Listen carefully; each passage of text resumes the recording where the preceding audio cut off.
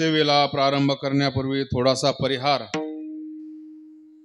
आपल्या या मौजे गोणेगाव या ठिकाणी सुरू असलेला हा हनुमंतरायांच्या दरबारामध्ये अखंड हरिनाम सप्ताह तथा ग्रंथराज ज्ञानेश्वरी पारायण सोहळा पंढरीश पांडुरंग परमात्म्याच्या कृपा आशीर्वादाने सकल साधू संतांच्या कृपा आशीर्वादाने परम श्रद्धेय परम आदरणीय वैकुंठवासी गुरुवर्य बंसी बाबा यांच्या कृपा आशीर्वादाने परम श्रद्धेय परम आदरणीय गुरुवर्य वैकुंठवासी रामकृष्ण महाराज काळे गुरुजी यांच्याही कृपा आशीर्वादाने परम श्रद्धेय परम आदरणीय गुरुवर्य भास्कर गिरीजी महाराज यांच्या कृपा आशीर्वादाने परम श्रद्धेय परम आदरणीय हरिभक्त परायण भगवानजी महाराज जंगले शास्त्री यांच्या कुशल अशा मार्गदर्शनाने नेतृत्वाने संपन्न होत असलेला हा नामयज्ञ सोहळा आणि त्या सोहळ्यामधील आजच्या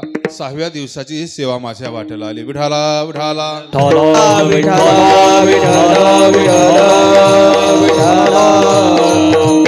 या ठिकाणी सेवेला उपस्थित असणारे आपल्या परिसरातील गावातील सर्व भजनी मंडळी या ठिकाणी उपस्थित आहेत। त्यांची विशेषतः उपस्थिती आहे या ठिकाणी गेले 8 दिवस जे ज्ञानेश्वरी व्यासपीठ ज्ञानेश्वरी पारायण चालक करतायत ते असणारे हरिभक्त परायण रामकृष्ण आश्रमाचे विद्यार्थी आणि आता काकेश्वरगड हरिभक्त परायण कानिपनाथजी महाराज पोटभरे ते या ठिकाणी ज्ञानेश्वरी व्यासपीठ चालवतात, तेही या ठिकाणी उपस्थित आहेत। आपल्याच गावाचं वैभव भूमिपुत्र असणारे हरिभक्त परायण निलेश महाराज रोडे तेही या ठिकाणी उपस्थित आहेत, ज्ञानेश्वरी व्यासपीठ चालक आहेत। त्याचप्रमाणे विशेषतः उपस्थिती असणारे गायनाचार्य हरिभक्त परायण आपल्याच परिसरातील आपल्याच जवळचे असणारे गायनाचार्य हरिभक्त परायण ऋषिकेश महाराज वालेकर ते या ठिकाणी उपस्थित आहेत। गायनाचार्य आपल्याच परिसरातील असणारे अमोल महाराज जाधव ते या ठिकाणी उपस्थित आहेत। मृदंगाचार्य आपल्याच गावातील असणारे पांडुरंग महाराज दिघे, त्याचप्रमाणे आश्रमाचे विद्यार्थी आणि सुंदर अशा प्रकारचे मृदंग वादक असणारे कानिपनाथ महाराज ते या ठिकाणी उपस्थित आहेत। हरिभक्त परायण जितेंद्र महाराज पंढोरे बालू महाराज पंढोरे पुनदगावकर ते या ठिकाणी उपस्थित आहेत। गावातील सर्व भजनी मंडळी आहे। मृदंगाचार्य हरिभक्त परायण निलेश महाराज काने ते या ठिकाणी उपस्थित आहेत। मृदंगाचार्य हरिभक्त परायण माऊली महाराज दिघे ते या ठिकाणी उपस्थित आहेत।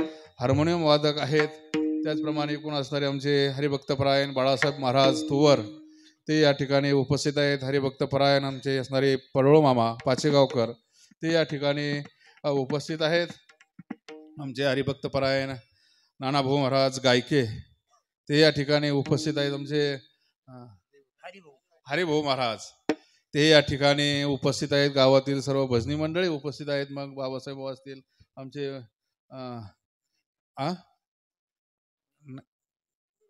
ज्ञानदेव माऊली ते या ठिकाणी उपस्थित आहेत। जालू भाऊ आहेत है ना,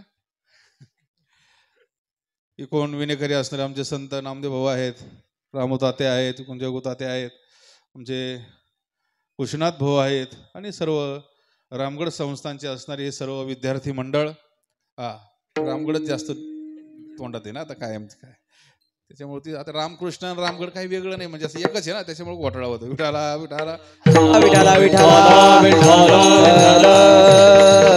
जास्त नेहमी ते रामगडच बसलेलं आहे, त्याच्यामुळे तेच आलं। आपल्या रामकृष्ण आश्रमातील सर्व विद्यार्थी मंडळ या ठिकाणी सर्व साधक मंडळ या ठिकाणी उपस्थित आहेत आणि आपल्याच गावातील असणारे सुंदर अशा प्रकारची ज्यांची साऊंड सिस्टीम आहे जगदीश दळे मंडप सुंदर अशा प्रकारची साऊंड सिस्टीम आहे आणि यावर्षी आमच्याकडे त्यांनी चांगल्या प्रकारची सेवा दिली, त्यांनाही धन्यवाद आहे।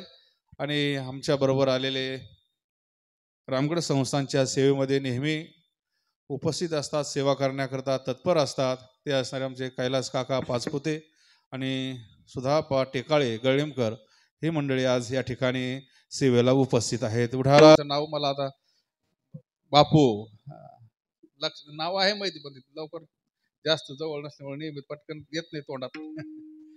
ते या ठिकाणी उपस्थित आहे. सर्व श्रोते मंडळी आहेत.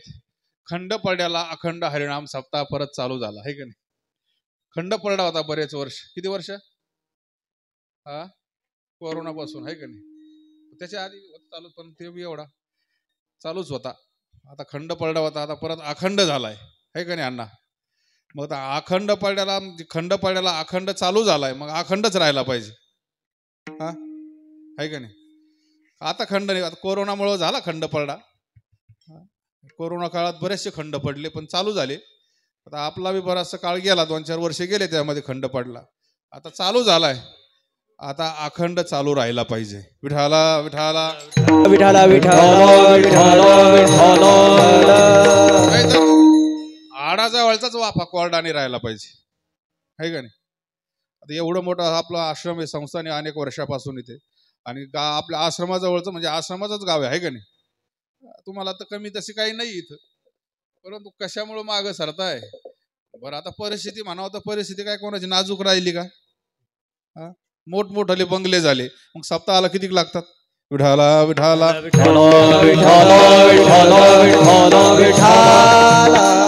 परिस्थिती बरी नव्हती तरी कार्यक्रम मोठाले चांगले व्हायचे. आता परिस्थिती चांगली आणि कार्यक्रम बंद पडायला लागले. तसं नाही व्हायला पाहिजे.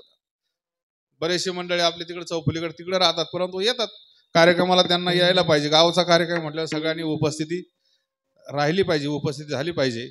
म्हणून आता खंड पडलेला चालू झालाय, अखंड झालाय, तर अखंडच राहू द्या, बंद पडू देऊ नका. सर्व तरुण मंडळी आहेत, सर्व ग्रामस्थ मंडळी आहेत, सर्वांच्या सहकार्याने सर्व अन्नदान करणारे मंडळी आहेत आहे का नाही. तिन्ही टायमाचे अन्नदान करणारे मंडळी आहेत. सेवा करणारी मंडळी असतील, मग कोणी मंडप झाडणारे असेल, कोणी काकडा करणारे असेल, संध्याकाळी जागर करणारे असतील नसतील, सर्वच विनेकरी पहारेकरी सर्व मंडळी या ठिकाणी आहेत.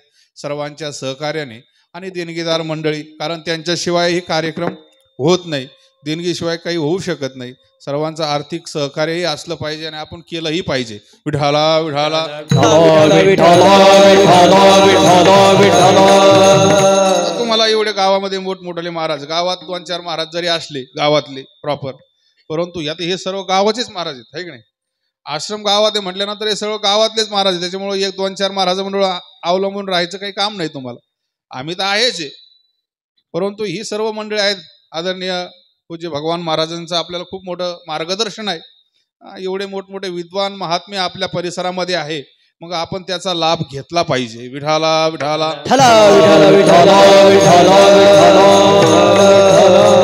संसाराचा गाडा आपण रात्रंदिवस चालूच आहे, 12 महिने आपण तेच करतोच आहे, पण मग 8 दिवस आपण धर्माकरता द्यायला नको का आहे का नाही.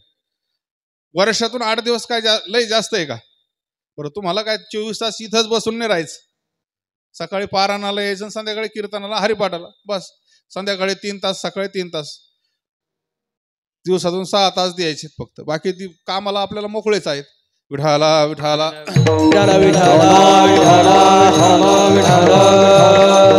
म्हणून सुंदर अशा प्रकारचा हा कार्यक्रम या ठिकाणी संपन्न होत आहे.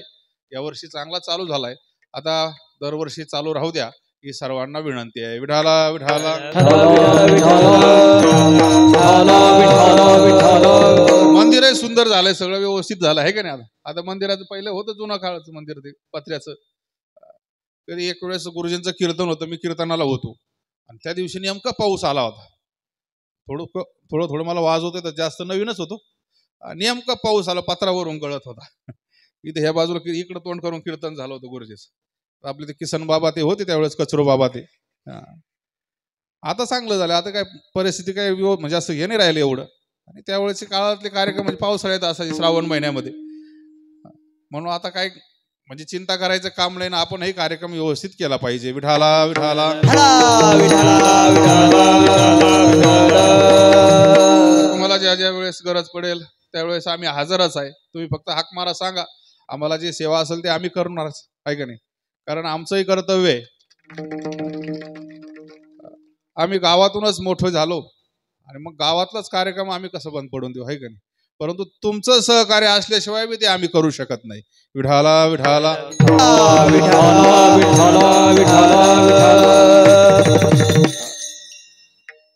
बस आपण भगवंताच्या चरणी एवढीच प्रार्थना करू का दरवर्षी चांगल्या प्रकारे हा कार्यक्रम संपन्न हो, मोठ्या प्रकारात हो. लई मोठा नाही झाला तरी असा जरीच राहिला तरी काही हरकत नाही, कारण एकदम मोठा केला तर लगेच बंद पडू शकतो. स्टेप बाय वर गेलं तरी चालतं आहे का नाही. एकदमच जर पायऱ्या चढल्या तर डायरेक्ट वर आपण दम लागून मध्येच, त्यापेक्षा एक एक एक एक पायरी चढत चढत गेलं का सोपं होतं. हळूहळू ढाळे ढाळे की तुलेनी एक वेळे तो मार्गाचे निवळे निश्चित ठाके. हळूहळू जायला पाहिजे. फक्त परमार्थ करताना एकदमच आपल्याला लगेच देव दिसायला पाहिजे असं आपण अपेक्षा नाही करायला पाहिजे आहे की नाही. काही काहीला काय वाटतं आज आपण माळ घातली उद्या लगेच आपल्याला देवाचं दर्शन देव भेटला पाहिजे. शक्य आहे का? विठाला विठाला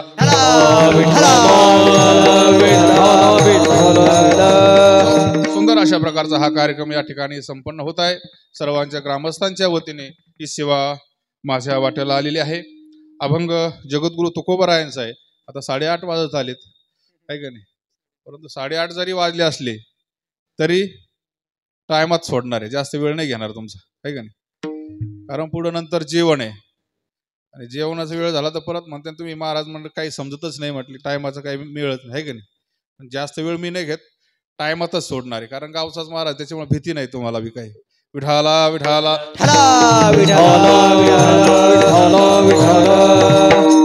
आणि लांबलेच 5-10 मिनिटं तर काय हरकत आहे. असो, अभंग जगद्गुरु तुकोबरायांचा आहे. या अभंगातून जगद्गुरु तुकोबराय भक्ताचं ऐश्वर्य प्रतिपादन करतात. भक्ताचं वर्णन करत असताना तुकोबरायाने एका ठिकाणी असं विधान केलंय की जगामध्ये सर्वश्रेष्ठ अशा प्रकारचे श्रीमंत धनवंत जर कोण असतील तर ते भक्त आहेत. तीच भाग्यवंती सरती पुरती धनवित्ते. भाग्यवान तेच आहेत आणि धनाने वित्तानेही तेच आहेत. हे तुकोबरायाचं विधान ज्यावेळेस श्रोत्यांनी ऐकलं त्यावेळेस श्रोत्यांना आश्चर्य वाटलं की भक्त श्रीमंत आहेत, भक्त ऐश्वर्य संपन्न आहेत, भक्त धनवंत आहेत. आश्चर्याचा धक्का बसला, कारण त्यांच्या समोर ते भक्त होते, त्या भक्ताच्या ठिकाणी त्यांना ऐश्वर्य दिसत नव्हतं. आणि तुकोबराय विधान करतात की जगात एकमेव अशा प्रकारचे श्रीमंत भक्त आहेत, धनवंत भक्त आहेत, पण ते समजेना झालं, कारण त्यांच्या पुढे ते भक्त मिरवत होते की झेंडा खांद्यावर घेऊन दुकानासमोर चहाला 1 रुपया देता का. मग हे ऐश्वर्यवान कसे आहेत, श्रीमंत कसे आहेत, धनवंत कसे आहेत. तुकोबराय हे जे भक्ताचं वर्णन करतात हे भक्तांना कसं लागू पडतं. काही मंडळी तुकोबरायांकडे गेलेले आहेत, नमस्कार केलेला आहे तुकोबरायांना आणि विचारतायत महाराज भक्ताचं वर्णन करत असताना असं केलंय की तीच भाग्यवंती सरती पुरती धनवित्ते अशा प्रकारचं तुम्ही वर्णन केले. म्हटले हो, भाग्यवान आहे भक्त, धनाने वित्ताने परिपूर्ण आहे भक्त. महाराज आम्हाला हे कळत नाही, समजत नाही, म्हणजे तुमच्या विधानावर आम्ही अविश्वास व्यक्त करतो असं नाही, परंतु आम्हाला कळत नाही की भक्त श्रीमंत कसे आहेत, भक्त धनवंत कसे आहेत, भक्त ऐश्वर्य संपन्न कसे आहेत. तुकोबराय म्हणतात काय तुला न कळण्यासारखं याच्यामध्ये काय. म्हटले महाराज तुम्ही स्वतःचं वर्णन करत असताना असं म्हटलेलं आहे ना, आम्ही सदैव सोडके, आम्ही सदैव सोडके, आम्ही सदैव सोडके, आम्ही सदैव सोडके.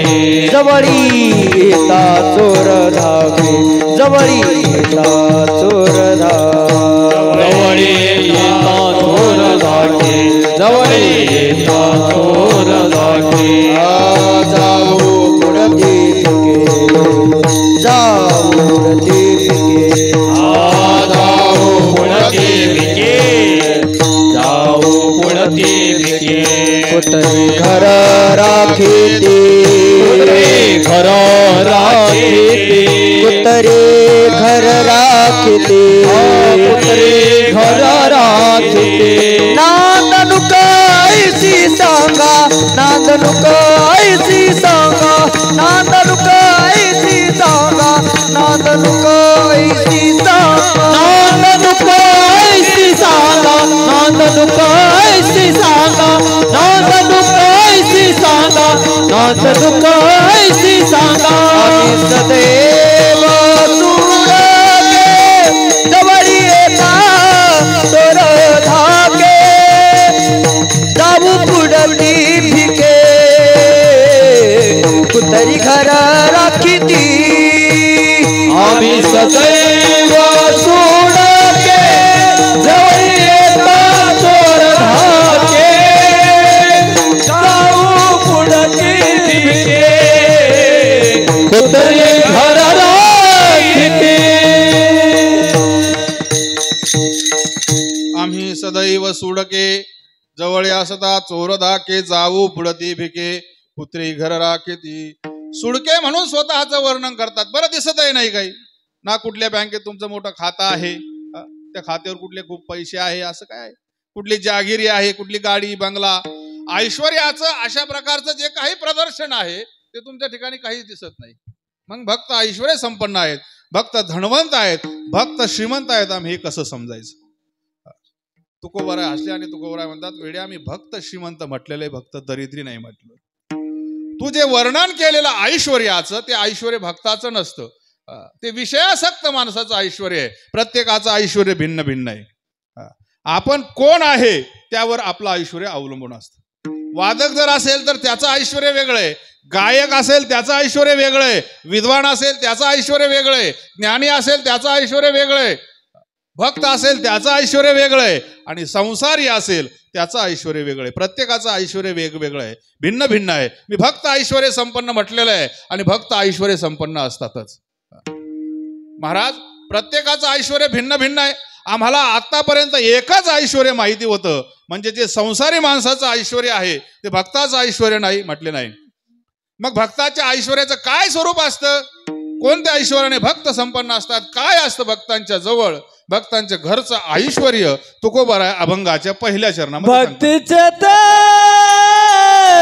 वर्मा जयाची हाती भक्तीचे ते वर्मा जयाची हाती भक्तीचे ते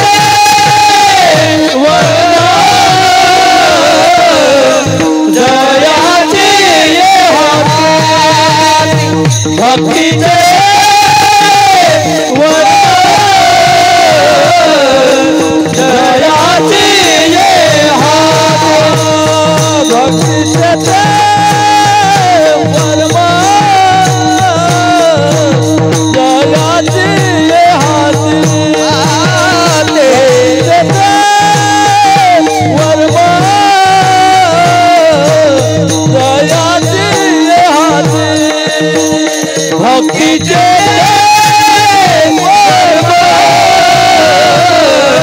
जयाची हात भक्तीचे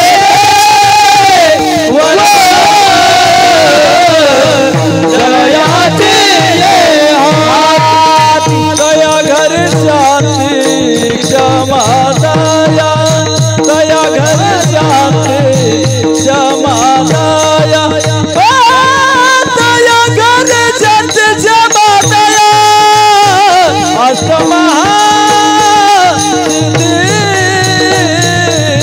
ओळगती द्वारे अष्टमहासिद्धी ओळगती द्वारे तया घरी शांती क्षमा दया तया घरी शांती क्षमा दया तया घरी शांती क्षमा दया तया घरी शांती क्षमा दया अष्टमहासिद्धी ओळगती अष्टमहासिद्धी ओळगती भक्तीचे देवान दयाचे हात दया घरी शांती क्षमा दया घरी शांती क्षमा दया भक्तीचे देवान दयाचे हात दया घरी शांती क्षमा दया घरी शांती क्षमा क्षमा क्षमा भक्तीचे ते वर्म जयाचे हाती तया घरी शांती क्षमादया. भक्तीचं वर्म ज्याला सापडलेलं आहे, सवर्म भक्तीची साधना करतो, अशा प्रकारचा जो भक्त आहे, भक्त म्हणून जीवन जगणारे आणि भक्तीचे साधन करणाऱ्या साधकाने आपलं ऐश्वर्य ओळखावं. आणि त्या ऐश्वर्याने ऐश्वर्य संपन्न होण्याचा प्रयत्न करावा. संसारिकाच्या धनापेक्षा खूपच श्रेष्ठ अशा प्रकारचं धन, त्या धनाने भक्त संपन्न असतात. योग्याची संपदा, त्याग आणि शांती, उभय लोके कीर्ती, 16 मान. योगी परमार्थिक हा भगवंताशी संबंध जोडणारा व भगवंताशी संबंधित झालेला. ज्ञानोबा राय त्याची व्याख्या करतात. जीव परमात्मा दोन्ही बैसोनी ऐक्यासनी, जयाचे हृदय भवनी विराजती. योगी परमार्थिक हा भगवंताशी संबंध जोडण्याचा प्रयत्न करतो व भगवंताशी तो संबंधित झालेला असल्यामुळं योगी आहे. भक्ताचं ऐश्वर्य बँकेच्या खात्यामध्ये भरपूर पैसा असणं नाही, तो दलिंदर आहे की त्याच्याकडे हे ऐश्वर्य नाही. मला हे म्हणायचं नाही की भक्ताला जीवन जगत असताना त्याची त्याला आवश्यकता नाही म्हणून. शरीराच्या स्थिती करता निर्वाह पुरते अन्न आच्छादन, भक्त जीवनाशी त्याचा काही संबंध नाही. भक्ताचं ऐश्वर्य आहे त्याग, भक्ताचं ऐश्वर्य आहे शांती. भक्ताच्या घरी काय ऐश्वर्य असतं या प्रश्नाचं उत्तर तुकोबरायने दिलं. तया घरी शांती क्षमा दया ही संपत्ती. हिला दैवी संपत्ती असं म्हणतात. एका ते घोकी ऐसे बहुत पदार्थ फेकी, संपाद जे नुकी संपत्ती जे म्हणजे. हे दैवी संपत्तीचे अशा प्रकारचे घटक आहे. आणि तो जर भक्त असेल, अर्थात भक्ती करणाऱ्याला भक्त म्हणतात. परंतु तुकोबराय नुसती भक्ती करत असेल असं न म्हणता वर्माने युक्त भक्ती करत असेल, भक्तीचं वर्म त्याला सापडलेलं असेल, भक्तीचं वर्म हस्तगत झालेलं असेल, भक्तीचे ते वर्म. साधन म्हटलं की त्याच्यामध्ये हे वर्म असतंच.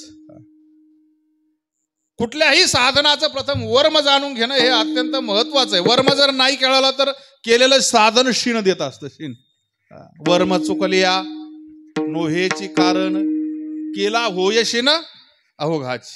साधन व्यावहारिक असो पारमार्थिक असो, त्या साधनातलं जे वर्म आहे ते वर्म त्याला कळणं समजणं हस्तगत होणं हे गरजेचं आहे. वर्म जर नाही कळालं तर केलेलं साधन शीण देत असतं. एकाने जागा घेतलेली आळंदीला. जागा घेतल्यानंतर त्या जागेची खरेदीची नक्कल तलाट्याकडे दिलेले. तलाट्याने सातबाऱ्यावर नोंद होण्याकरता, सातबारा नेण्याकरता त्यांना 2-4 दिवसांनी बोलवलं. हे 2-4 दिवसांनी ते तलाट्याकडे गेले. विचारलं, म्हटले 7-12 झाला का, आम्हाला 7-12 द्या. तलाट्याने सांगितलं नाही, अजून 1 महिना लागेल. 7-12वर नोंद होण्याकरता किती दिवस लागेल अण्णा? किती दिवस लागतात? 1 महिना. हे निघाले, महाराज मंडळी होते, निघाले बाहेर. बाहेर त्यांना जरा व्यवहारातलं माहिती होतं ना असा माणूस भेटला. तर म्हटलं, का हो महाराज, कुणीकडे? काय नाही म्हटलं, आम्ही 7-12 नेण्याकरता आलो होतो, त्यांनी 1 महिना लागेल म्हणून सांगितलं. तो म्हटला, थांबा इथे, मी जातो बघतो. अहो पण त्याने 1 महिना लागेल म्हणून सांगितलंय. तो म्हणे, तुम्हाला काही कळायचं नाही म्हटल्यात, तुम्ही आपले कीर्तन कार्यक्रम करीत जा म्हणे, बसा इथं. तो गेला आणि 10 मिनिटात 7-12 घेऊन आला. 1 महिना लागेल म्हणून सांगितलं होतं, पण 10 मिनिटात 7-12 बाहेर आला. का? त्याचं वर्म कळावं लागतं, आहे का नाही? बरोबर आहे का नाही? वर्म ते वर्म नंतर कळालं. मग विठाला विठाला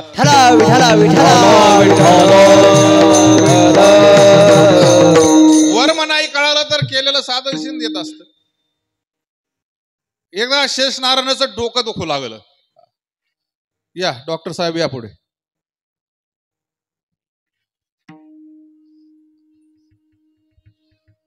आपल्या पाचेगाव हॉस्पिटलचे असणारे उगले डॉक्टर ते या ठिकाणी आपल्या कार्यक्रमाला उपस्थित झाले.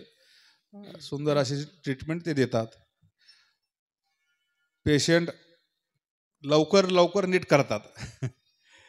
विठाला विठाला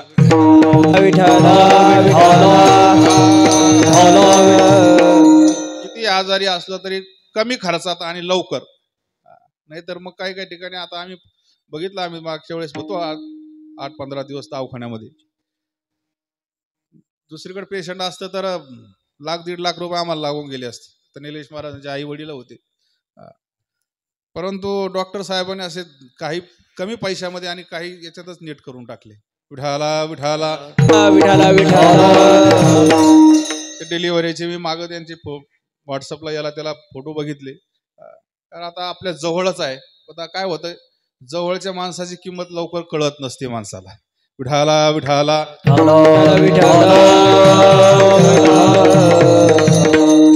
आणि आपल्या धार्मिक कार्यामध्ये हे डॉक्टर साहेबांची उपस्थिती सहकार्य खूप असतं. आपल्या आश्रमातील विद्यार्थी असतील सर्व, त्यांचं हे काही असेल तर डॉक्टर विना मूल्य मोफत बघतात, म्हणून त्यांना हे धन्यवाद आहे. त्याचं वर्म आहे. वर्म जर नाही कळालं तर केलेलं साधन शीण देत असतं. हा चुकलिया वर्म फेरा पडे, चुकलिया वर्म फेरा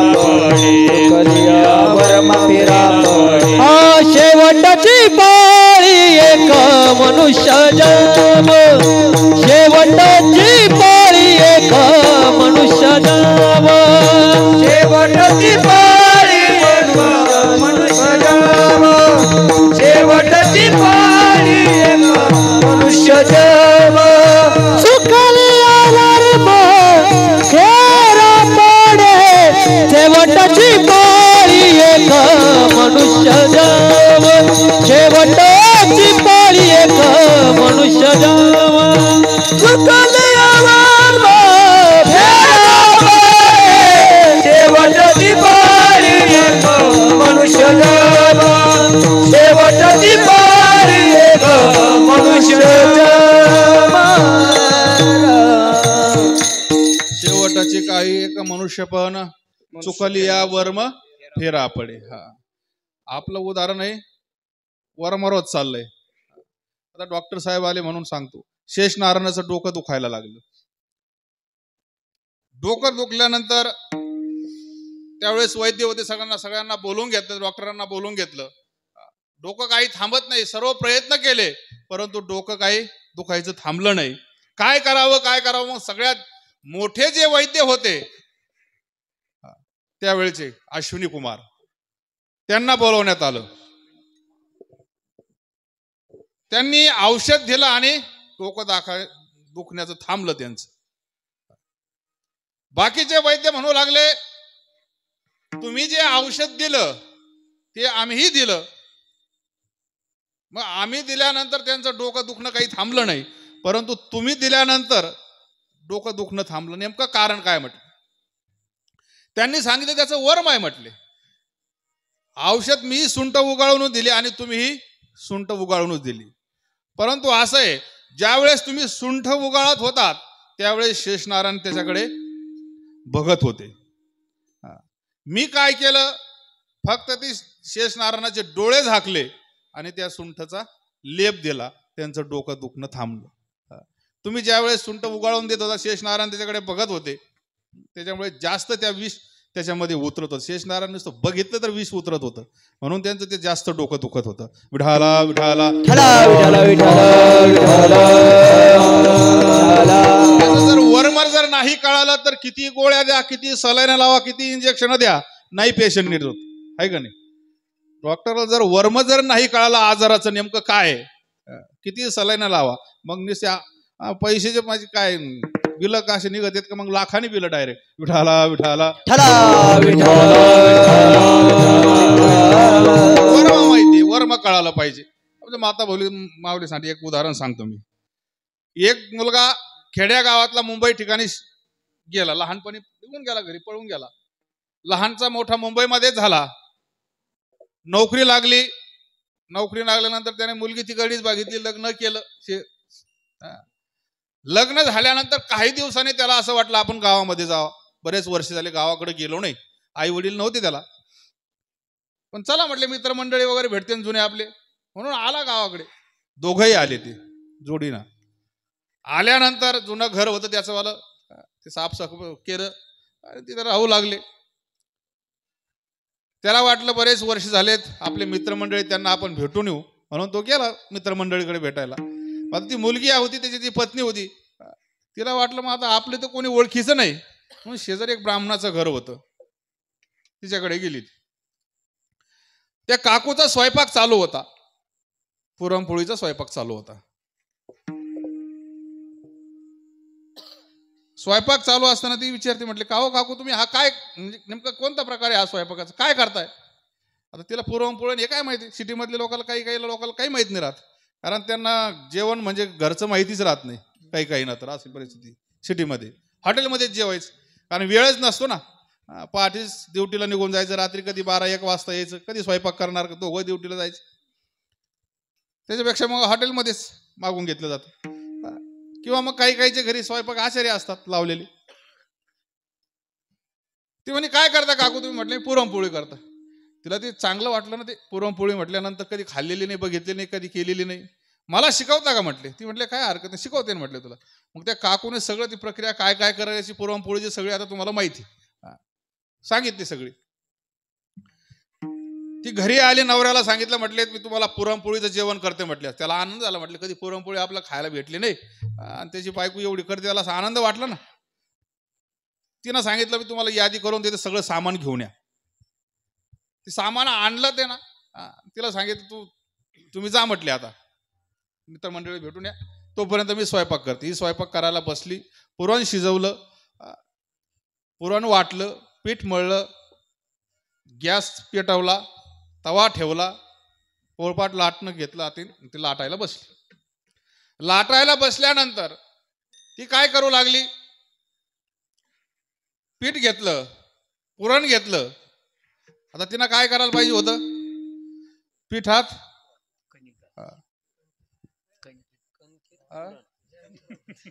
कणकेत पुरण, कणकीत पुरण घालायचं आहे का नाही. पण ते तसं नव्हतं करीत. पुरणात पीठ घालायची, कणिक घालायची आणि लाटायची. पोळीच तयार होईना. ती विचार करू लागली, म्हणजे नेमकं झालं काय. म्हटले सगळं तर काकीनं सांगितलं तसंच केलंय. विचार करू लागली. तिनं बघितलं काकीच्या हातामध्ये बांगड्या नव्हत्या. आता काकी काय होते, ती मालक गेलेले होते काकीचे, बांगड्या फोडलेल्या होत्या. तिला वाटलं बरोबर त्याच्यामुळेच आपली ही पोळी होत नसेल, म्हणून तिनं त्या होत्या त्या बांगड्या तर नव्हत्या जास्त, 1-2 होत्या हातामध्ये, फोडून टाकल्या. लाटायला बसली. बरं लाटताना परत प्रक्रिया तशीच चालू होती.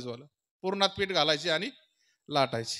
पुन्हा विचार करू लागली नेमकं काय असेल, बरं काय असं झालं असेल, नेमकं काकूचं अजून काय होतं. तिनं बघितलं काकू आता ब्राह्मणाच्या त्यांच्यामध्ये त्यांचे मालक गेले म्हणजे पांढरी साडी घालतात, है की नाही. शेजारी दुकान होतं, लगेच जवळच दुकान, लांब नव्हतं ना. पांढरी साडी आणली, घातली आणि लाटायला बसली. परंतु लाटताना प्रक्रिया तशीच. तर ही पुरणपोळी तयार होईना. अजून विचार केला तर काकूची केस नव्हते डोक्यावर काहीच. शेजारी लगेच नावी दादा होते, गेले त्यांच्याकडे. सांगितलं माझे केस. ते नावी, तुला काय करायचं म्हटलं, तुला जे सांगितलं तेवढं काम कर म्हटलं. ते केस काढून आली, बसली पुरण लाटायला. परत प्रक्रिया तशीच आहे. असं काही केलं तर पुरणपोळी होईन का तयार. विठाला विठाला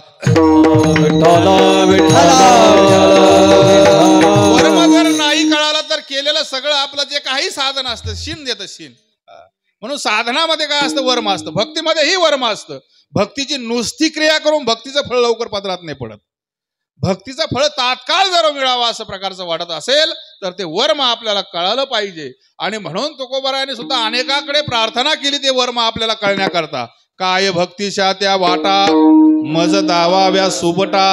इथं हनुमंतरायांना जी विनंती केली ते वाटा शब्दाचा अर्थ काय, वर्म आहे. नवविधा काय बोलिले जे भक्ती, नवविधा काय बोलिले जे भक्ती, नवविधा काय बोलिले जे भक्ती, नवविधा काय बोलिले जे भक्ती. हरी संत जनी जावे माझा, हरी संत जनी जावे मज. नवविधा काय बोलिले जे भक्ती, जावे मज हाती संत जनी. काय भक्तीचं वर्म, भक्ती म्हणजे काय आणि भक्तीतला वर्म काय. भक्तीचे 2 प्रकार सांगितलेले आहेत. एक आहे साधन भक्ती आणि दुसरा आहे सिद्ध भक्ती. सिद्ध भक्तीचं वर्णन करत असताना ते असलेलं आहे की चित्त द्रवीभूत होऊन ते भगवंताच्या आकाराचं होणं, भगवत आकाराच्या अशा प्रकारचं बनणं, याला म्हणतात सिद्ध भक्ती. म्हणजेच पूर्ण चित्त अखंड भगवंताच्या चिंतनामध्ये एक रूप होणं, तन्मय अशा प्रकारचं होणं. विठाला विठाला शास्त्राच्या म्हणण्यानुसार आपण भक्ती साधना पाहिली. त्यांचं असं म्हणणं आहे की भक्ती साधना नुसती करून उपयोग होत नाही. त्या साधनेने चित्त आपलं हे द्रवीभूत होणं हे गरजेचं आहे. चित्त हे लाखेसारखं आहे. लाख, आपण बांगड्या ते करतात त्याला काय म्हणतात? लाख म्हणतात. ईस्तवाशी जर त्या लाखेचा संबंध आला तर ती लाख पगळून जाते आणि पगळे लाख ज्यावेळेस एखाद्या मुशीमध्ये एखाद्या आकारामध्ये साच्यामध्ये टाकली जाते त्यावेळेस त्या लाखेला त्या मुशीचा आकार प्राप्त होतो. आणि त्या लाखेला जर उष्ण पदार्थाचा संबंधच नाही आला तर ती घनीभूत राहते. मग भगवंताच्या गुणाने, भगवंताच्या लीलेनं, भगवंताच्या स्वरूप दर्शनाने, भगवंताच्या नामाने आपलं चित्त जोपर्यंत द्रवीभूत होत नाही, चांगल्या प्रकारे द्रवीभूत होत नाही, चित्त द्रवीभूत होतं प्रेमाने. म्हणून भक्तीचं वर्म जर काय असेल तर त्याला काय म्हटलेलं आहे? भाव म्हटलेलं आहे. भावे विन भक्ती, भक्ती विन मुक्ती, बळे विन शक्ती बोलू नये, किंवा भाव ज्याचे गाठी त्याशी लाभ उठा उठी. भाव हे भक्तीतलं वर्म सांगितलेलं आहे. आणि तो भाव ज्याला प्राप्त झाला, प्रेम ज्याच्या अंतकरणामध्ये उदयाला आलेला आहे, अशी प्रेमयुक्त भक्तिक्रिया ज्याच्याकडून घडते ना, त्यांच्या घरी शांती, क्षमा, दया. नाथ महाराज जागीरदार होते म्हणून श्रीमंत होते असं नाही, त्यांच्या घरी शांती होते म्हणून ते श्रीमंत होते. म्हणून शांती, क्षमा, दया या भक्ताच्या घरी स्वतःहून जातात. सतत कृष्ण मूर्ती सावळी, सतत कृष्ण मूर्ती सावळी, सतत कृष्ण मूर्ती सावळी, सतत कृष्ण मूर्ती सावळी. खेळे उदय कमळे, खेळे उदय कमळे, तेने उधळली मंगळे, तेने उधळली मंगळे.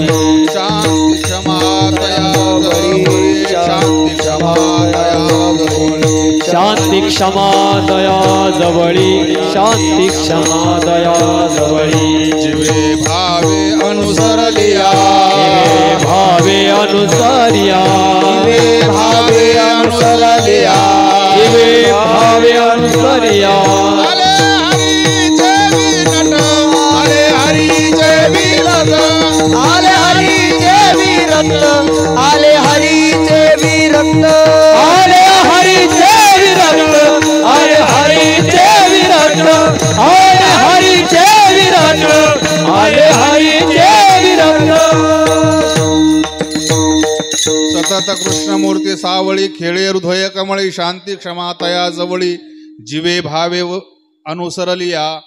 सिद्ध भक्तीचं हे स्वरूप आहे. ज्याच्या हृदय कमलामध्ये अखंड भगवंताची मूर्ती खेळत राहते त्यांच्या घरी शांती, क्षमा, दया, जीवे भावे अनुसरलिया. कशाला म्हणतात व शांती? काय विषय असतं या शांतीचं? शांती तिला म्हणतात की जिच्यापासून सुख बाजूला जात नाही. अलीकडून पाहिलं तर शांती असते आणि पलीकडून जरी पाहिलं तर काय असतं? सुख अशा प्रकारचं असतं. म्हणून शांतीहून वेगळं सुखाचं स्वरूपच नाही. शांती परते नाही सुख, येर अवघेची दुःख. फार महत्वाची शांती मला.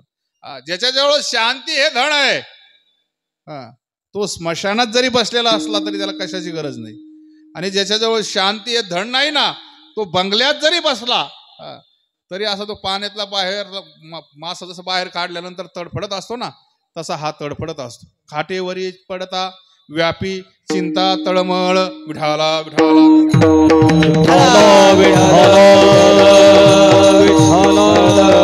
शांतीचं स्वरूप ज्ञानोबराने सांगितलं. आता शांतीचे निलिंग ते व्यस्त मज सांग, देव म्हणते चांग अवधान देई. तरी गिळवणी ज्ञाते, ज्ञाता ज्ञान ही मागुते, आरते ते निरुते शांती पैगा. ज्ञाता ज्ञेयाला घेऊन स्वतःही त्या ज्ञानाशी एकरूप होतो, एकारणाव अशा प्रकारचा होतो, त्याला म्हणतात शांती. कसली शांती? शांतीच्या बाबतीत नाथ महाराजांचं उदाहरण दिलं जातं. कसली शांती याला? नाथ महाराजांच्या अंगावर तो येऊन 108 वेळेस थुकला तरी नाथ महाराज त्याला काही केलं नाही, त्याला मुक्त केलं. येवनांगावरी तुंकला, प्रसाद देवोनी मुक्त केला, प्रसाद देवोनी मुक्त केला, प्रसाद देवोनी मुक्त केला. यवनांगावरी तुंकला, प्रसाद देवोनी मुक्त केला, प्रसाद देवोनी मुक्त केला, प्रसाद देवोनी मुक्त केला. यवनांगावरी तुंकला, प्रसाद देवोनी मुक्त केला, प्रसाद देवोनी मुक्त केला, प्रसाद देवोनी मुक्त केला.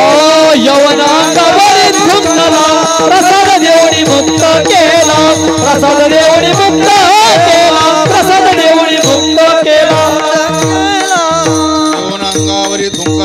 प्रसाद देवोनी मुक्त केला. 108 वेळेस तो येऊन अंगावर थुकला तरी नाथ महाराजांनी त्याला मुक्त करून टाकलं. कसली शांती. आपल्याला नुसतं कोणी जर ये म्हटलं तर आपण त्याला कार्य म्हणून लगे उठतो, आहे का नाही? कसली शांती. भक्ताजवळ अशा प्रकारची शांती असते. दुसऱ्या वाक्याकडे अशा प्रकारचा एक घटक आहे क्षमा.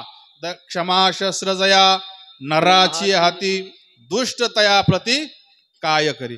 कितीही त्रास दिला तरी त्याच्या चित्तामध्ये त्याच्याविषयी सहानुभूती असणं. दया आणि क्षमा एक एक अशा प्रकारचे घटक आहे मला. आता दया त्याईसी पूर्णचंद्रिका जैसी निवविता न कडसी सानिया थोर. पाण्याचं उदाहरण दिलं दयेचं स्वरूप सांगण्याकरता. पाणी आता एक गवत असतं, वाळलेलं गवत. पाणी कधी असा विचार करताय का बा हे शिल्लक याच्याकडे दुर्लक्ष करताय का ते वाळलेल्या गवताकडे? त्याला ताजतवानं करण्याकरता स्वतः अंगाने नष्ट होतं आणि त्याला ताजतवानं करतं. निम्न भरलिया उने पाणी धडोची नेणे तेवी शांता तोषोनी जाणे सामोरे पहा. दयेचं स्वरूप आहे. दयावान माणसाच्या समोर एखादा दुःख पीडित मनुष्य असेल तर त्याचं दुःख दूर करण्याकरता त्याला निमंत्रण आमंत्रण द्यावं लागत नाही. स्वतःहून धावून जातो. कसली दया आहे. ज्या रामेश्वर शास्त्रीने तुकोबारायांना अभंग लिहू नका अशी आज्ञा केली, केलेले अभंग नदीत पडू असा आदेश दिला, त्या रामेश्वर शास्त्रीच्या अंगाचा 10 दूर करत असताना तुकोबाराय असं म्हटलं नाही काय माझा त्याचा संबंध आहे, मला वह्या बुडवायला झाल्या, बरं सांगितले असं, बरं असं काही तुकोबाराय म्हटले नाही. उलट त्यांचा 10 दूर केला. विठाला विठाला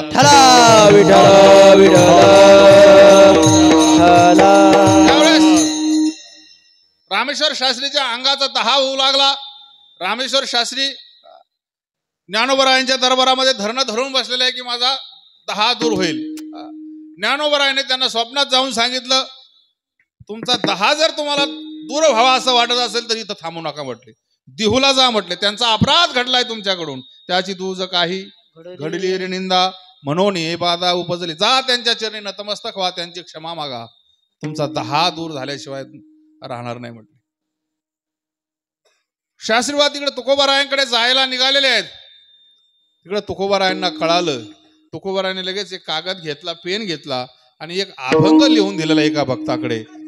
तरी शत्रु मित्र होती चित्त शुद्ध, तरी शत्रु मित्र होती चित्त शुद्ध, तरी शत्रु मित्र होती चित्त शुद्ध, तरी शत्रु मित्र होती चित्त शुद्ध, तरी शत्रु मित्र होती चित्त शुद्ध, तरी शत्रु मित्र होती चित्त शुद्ध, तरी शत्रु मित्र होते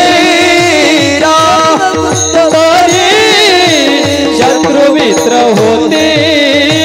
व्याघ्रहीन ख्याती सर्पातया, व्याघ्रहीन ख्याती सर्पातया चित्त शुद्ध, तरी शत्रु मित्र होती चित्त शुद्ध, तरी शत्रु मित्र होती. व्याघ्रहीन ख्याती सर्पातया, व्याघ्रहीन ख्याती सर्पातया चित्त शुद्ध, तरी शत्रु मित्र होती चित्त शुद्ध, तरी शत्रु मित्र होती. चित्त शुद्ध, तरी शत्रु मित्र होती. व्याघ्रहीन ख्याती सर्पातया, व्याघ्रहीन ख्याती सर्पातया चित्त शुद्ध, तरी शत्रु मित्र होती. व्याघ्रहीन ख्याती सर्पातया, व्याघ्रहीन ख्याती सर्पातया शुद्ध तरी शत्रुमित्र होती व्याघ्रहीन खाती सर्पतया. अशा प्रकारचा तो अभंग एका भक्ताकडे लिहून दिलाय. त्याला सांगितलं जा म्हटले शास्त्रीभाऊ येतात त्यांना दे वाचायला. तो अभंग त्या भक्ताने शास्त्रीभाऊंना वाचण्याकरता दिलाय. त्यांनी तो अभंग वाचला, त्यांच्या अंगाचा 10 दूर झाला. 10 याला म्हणतात दया. आणि मग शास्त्रीभाऊ म्हणतायत यांचा अभंग वाचला तर हा दूर होतोय, यांचं दर्शन घेतल्यानंतर काय होणार नाही. म्हणून शास्त्रीबाबा सांगतायत तुकाराम महाराज आणि ब्रह्म यांची तुलना केली तर कशी आहे, सारखी आहे, समान आहे. तुकिता तुलनेसी ब्रह्म तुकासी आले, तुकिता तुलनेसी ब्रह्म तुकासी आले. रामेश्वरी म्हणून मस्तक ठेविले, चरणी मस्तक ठेविले. तुकारामा स्वामी सद्गुरु धामा, सच्चिदानंद मूर्ते पाय राखली आरती. तुकारामा स्वामी सद्गुरु धामा, सच्चिदानंद मूर्ते पाय राखली ब्रह्म तुकासी आले, म्हणून रामेश्वरी चरणी मस्तक ठेवले. याला दया म्हणतात. तुकोबर आहे तिन्ही ऐश्वर्याने, तिन्ही संपत्तीनं ऐश्वर्यवान दयावान तुकोबर आहे. मूर्तिमंत क्षमा तुकोबर यांच्या ठिकाणी होती. किती दया आहे महाराज. पूर्वीच्या काळामध्ये दुसऱ्या काही ऐश्वर्याची प्रदर्शनं होती. सोन्याचे चांदीचे दागिने असतील तर घरामध्ये ठेवतात, कपाटामध्ये तिजोरीमध्ये ठेवतात. पूर्वीच्या काळामध्ये हत्ती राहायचे दरवाजामध्ये, गजांत लक्ष्मी त्याला म्हटलं जायचं. आताचा काळ बदललेला आहे. आताच्या काळामध्ये मोटरांत लक्ष्मी आहे, ज्याच्या दारामध्ये जेवढी भारी गाडी उभी आहे तो काय श्रीमंत आहे का नाही. आता त्याच्यावरूनच तर ठरलं जातं ना श्रीमंत कोण आहे. करोडो रुपयांच्या काही काही दरवाजामध्ये गाड्या उभ्या असतात. मग भक्ताचं जसं हे ऐश्वर्य, संसारी माणसाचं जसं हे ऐश्वर्य आत बाहेर पसरलेलं असतं, तसं भक्ताचंही ऐश्वर्य आत बाहेर पसरलेलं असतं. आतलं ऐश्वर्य सांगितलं, बाहेरचं ऐश्वर्य तुकोबार आहे. अभंगाच्या दुसऱ्या चरणामध्ये अष्टमहासिद्धी ओळंगती द्वारे, अष्टमहासिद्धी ओळंगती द्वारे, अष्टमहासिद्धी ओळंगती द्वारे, अष्टमहासिद्धी ओळंगती द्वारे, अष्टमहासिद्धी, अष्टमहासिद्धी ओळंगती द्वारे, अष्टमहासिद्धी ओळंगती द्वारे, अष्टमहासिद्धी ओळंगती द्वारे. नवदता दुरी दवडीता, नवदता दुरी दवडीता, अष्टमहासिद्धी ओळंगती द्वारे, अष्टमहासिद्धी ओळंगती द्वारे. नवदता दुरी दवडीता, नवदता दुरी दवडीता, अष्टमहासिद्धी ओळंगती द्वारे, अष्टमहासिद्धी ओळंगती द्वारे. अष्टमहासिद्धी ओळंगती द्वारे, नवदता दुरी दवडीता, नवदता दुरी दवडीता, नवदता दुरी दवडीता.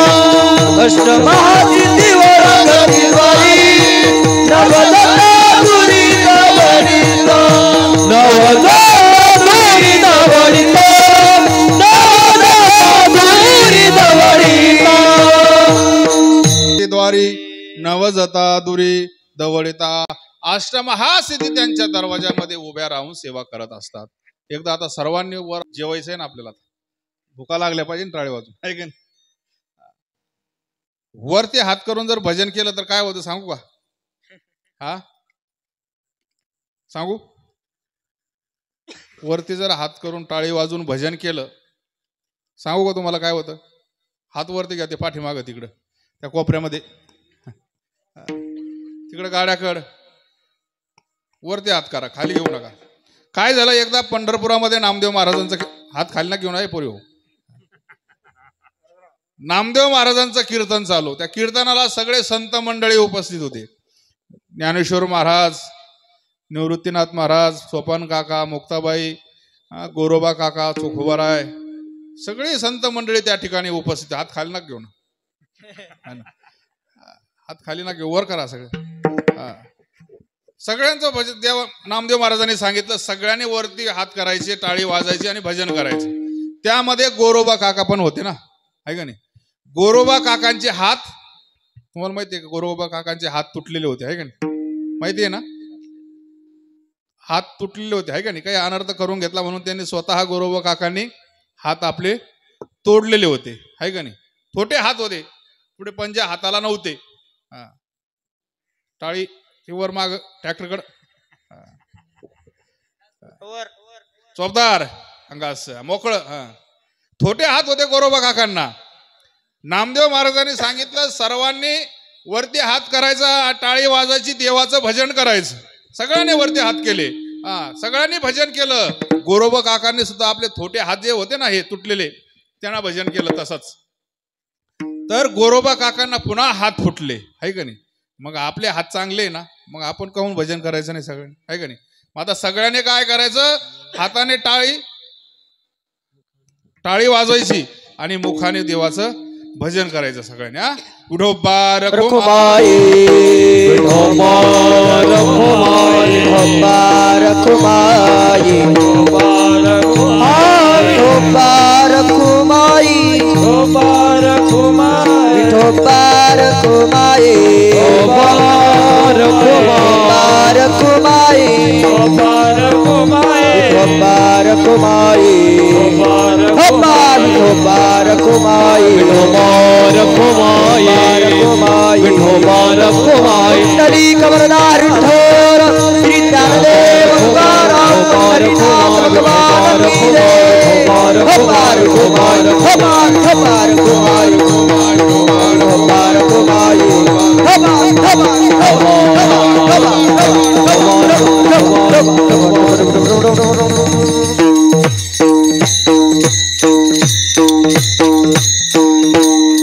चालेल.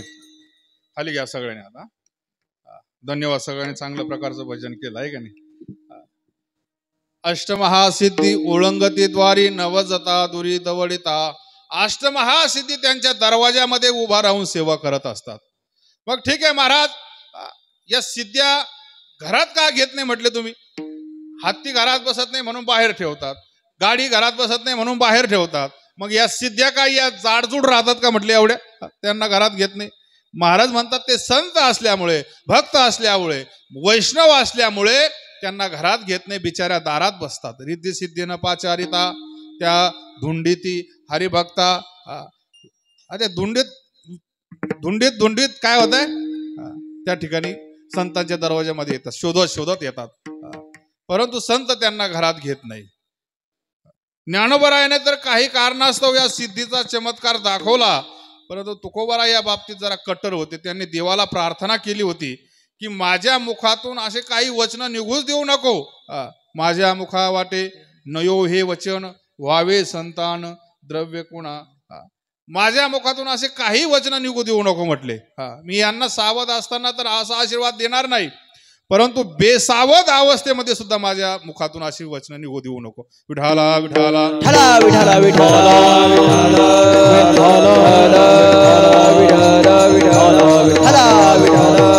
अष्टमहासिद्धी ओळंगतीद्वारी नवजता दुरी दवडिता. आपला वेळ संपत आला म्हणून थोडंसं लवकर आवरूनच घेऊ.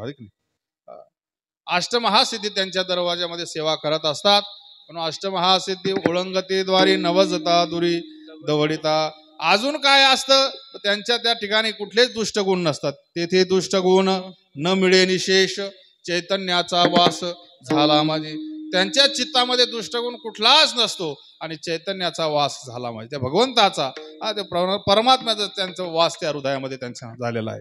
एवढंच नव्हे, त्यांचं चित्त सदा सर्व काळ संतुष्ट असतं. त्यांना खायला असलं तरी संतुष्ट, नसलं तरी संतुष्ट. आम्ही सदैव सुडके असलो तरी संतुष्ट. संतुष्ट हे चित्त सदा सर्व काळ तुटली हळहळ त्रिगुणाची. ठीक आहे, तुकोबाराय तुम्ही रिद्धी सिद्धी येतात, त्यांना घरात घेत नाही. घरात घेतात अहिंसा शांती क्षमा दया.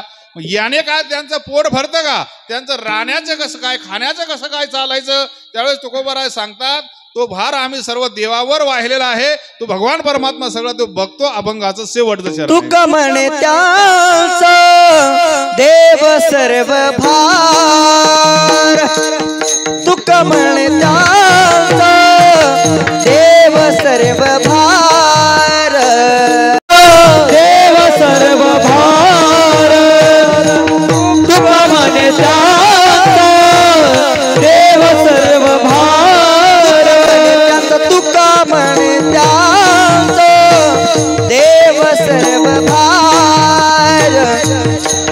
म्हणे त्यांचं देव सर्व भार तुका म्हणे त्यांचं देव सर्व भार तुका म्हणे त्यांचं देव सर्व भार चालवी कामार हो बोनिया चालवी कामार हो बोनिया अष्टमहासिद्धी ओळंगती द्वारी अष्टमहासिद्धी ओळंगती द्वारी चालवी का